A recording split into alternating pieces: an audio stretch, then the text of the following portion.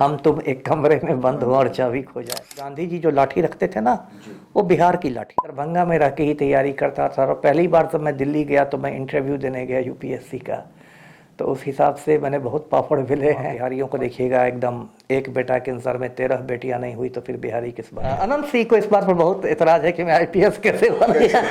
एक आईपीएस अफसर के रूप में वो कठिन कौन सा दौर था आपके लिए? मेरा जो पूरा करियर था मार धार और एक्शन से भरपूर रहा। यादवों पर कोई हाथ डालने की हिम्मत नहीं करता था, और वो भी जब राष्ट्रीय जनता दल का एमएलए हो। लालू यादव ने मुझे फ़ोन किया, मैं तब एसपी लखीसराय था, तो फ़ोन पर फिर मेरा झगड़ा हुआ।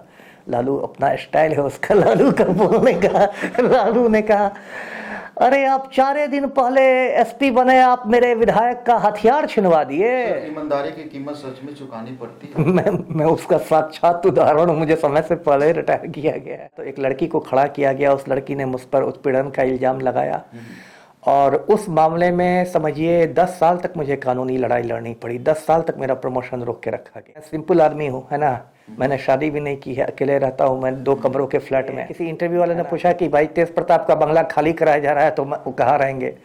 तो मैंने मजाकिया लहजे में कह दिया कि उसने 2 शादियां की है, 2 ससुराल है, उसको क्या टेंशन है, 2 जगह वो घर जमाई बन सकता है। यूपीएससी बहुत कठिन परीक्षा है, इसलिए दीजिए, उसमें कोई दिक्कत नहीं है, लेकिन हमेशा एक प्लान बी तैयार रखिए। सर, मोहब्बत की बात चली है तो आपसे पूछना चाहेंगे कि आपको भी किसी से कभी मोहब्बत हुई? 83-84 की बात करूं, जब मैं स्कूल में था, हाई स्कूल में था, तो उस समय तो लड़के लड़कियों का बिल्कुल आपस में बोलचाल भी वर्जित था। इसको महापाप के रूप में देखा जाता था।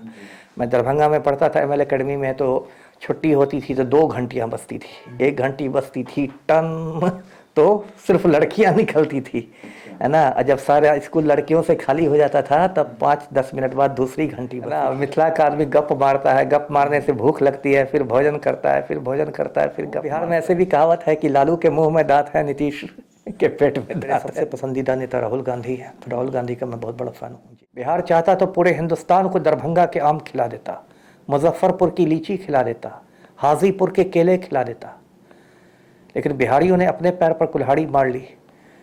परिवार नियोजन से बिहारियों को कोई मतलब नहीं रहता है। एक बेटा के इंतजार में 17 बेटी पैदा कर, ट्रेन के टॉयलेट में 15 बिहारी घुसे रहेंगे, और रास्ता भर छठी मैया की महिमा का बखान करेंगे।